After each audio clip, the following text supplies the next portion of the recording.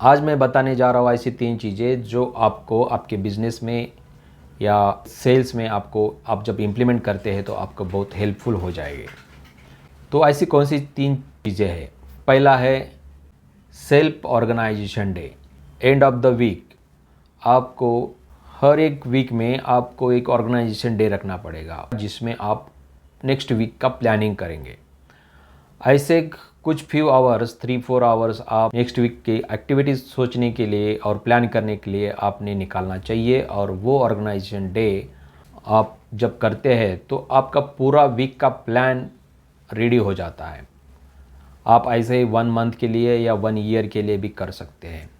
वो जो प्लान आप जब करते हैं नेक्स्ट वीक का, तो हर एक डे का एक्टिविटीज़ आप प्लान कर सकते हैं और हर एक दिन में आप एक टू डू लिस्ट कर सकते हैं। आपका जो टू डू लिस्ट है उसमें आप प्रायोरिटाइज़ करना चाहिए। जो सबसे ज़्यादा इम्पॉर्टेंट है वो पहले करना चाहिए और अकॉर्डिंगली जो सबसे कम इम्पॉर्टेंट है वो सबसे लास्ट करना चाहिए। जब आप आपका डे ऐसा प्लानिंग करते हैं तो आपका टाइम मैनेजमेंट होता है और आप जो सबसे ज़्यादा इम्पॉर्टेंट है उसके ऊपर ज़्यादा आप मेहनत कर सकते हैं, ज़्यादा ही पहले कर सकते हैं और आपका प्रोडक्टिविटी बढ़ जाता है। नेक्स्ट वीक का प्लान में जब वो हर दिन का प्लान हो जाता है तो हर दिन में जो एक्टिविटीज़ आपने प्लान किया है take 1 step at a time. वो जब आप एक एक स्टेप करके पूरा वीक कंप्लीट करते हैं तो वीक से मंथ कंप्लीट हो जाता है। जब आप ऐसा एक स्टेप एट ए टाइम करते जाएंगे, एंड ऑफ द ईयर आप देख सकते हैं कि आपने पूरा एक जंप लिया है। तो वो टाइम मैनेजमेंट से आपको पॉसिबल है, प्रॉपर प्लानिंग से आपको ये पॉसिबल कर सकते हैं। प्रोडक्टिविटी बढ़ जाएगा और आपका सेल बढ़ जाएगा। दूसरा है keep records of your sale. आप आपका सेल्स का रिकॉर्ड रखना चाहिए। जब आप कोई सेल का रिकॉर्ड रखते हैं तभी आपको समझता है कि आपको किसको प्रायोरिटी देना है।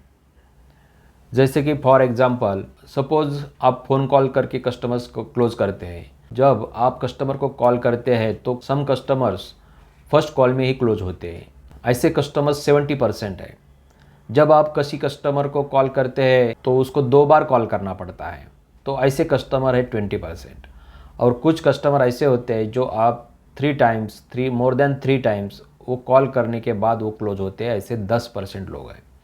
तो आप किसके ऊपर ज़्यादा फोकस करेंगे? आप फोकस करेंगे आप जो 70% है जो फर्स्ट कॉल में ही क्लोज़ होते हैं, ऐसे कस्टमर के ऊपर आप फोकस करेंगे। तो ये आपको कैसे मालूम पड़ा? जब आप इनका रिकॉर्ड रखेंगे, कस्टमर का बिहेवियर या कस्टमर का आपको कभी कितना सेल हुआ, कौन से दिन में सेल हुआ। तो ये जब आप रिकॉर्ड करते हैं तो आपको डिसीजन लेने में मदद होती है, तो आपकी प्रोडक्टिविटी बढ़ जाती है और आपका सेल बढ़ जाता है, आपका बिजनेस बढ़ जाता है। तीसरा पॉइंट है finding out what customer want, finding out what people want and helping them to get it. आपको एक ऐसा क्वेश्चन ऑफ सीरीज बनाना चाहिए जो कस्टमर क्या चाहता है वो आपको उससे मालूम पड़े। जब आप क्वेश्चन का सीरीज कस्टमर को पूछते हैं, कस्टमर जब जवाब देता है तो उससे आपका वो क्या चाहता है वो मालूम पड़ता है। आप जस्ट कस्टमर के पास सेल करने के लिए नहीं जाना चाहिए। आप कस्टमर को उसका फ्रेंड बन के उसकी तरफ से, आप किसी कंपनी की तरफ से या आपके बिजनेस की तरफ से नहीं जाके आप कस्टमर की तरफ से ही कस्टमर को उसकी जो वांट है वो फुलफ़िल करने के लिए मदद करना है। जब आप कस्टमर को उसकी वांट फुलफ़िल करने के लिए मदद करते हैं तो वो आप कस्टमर की तरफ से काम करते हैं। आप कस्टमर की तरफ से उसको कस्टमर की वांट फुलफ़िल करने के लिए मदद करते हैं तो आपका सेल हो जाता है। तो ये 3 चीज़ें आप जब इम्प्लीमेंट करते हैं तो आपका बिज़नेस बढ़ने में, आपका सेल बढ़ने में मदद होती है। ऐसे ही मैं वीडियो लेके आता रहूँगा। ये वीडियो आपको अच्छा लगा है तो प्लीज़ लाइक करें, शेयर करें। अभी तक मेरा चैनल आपने सब्सक्राइब नहीं किया हो तो प्लीज़ सब्सक्राइब करिए। Thank you very much.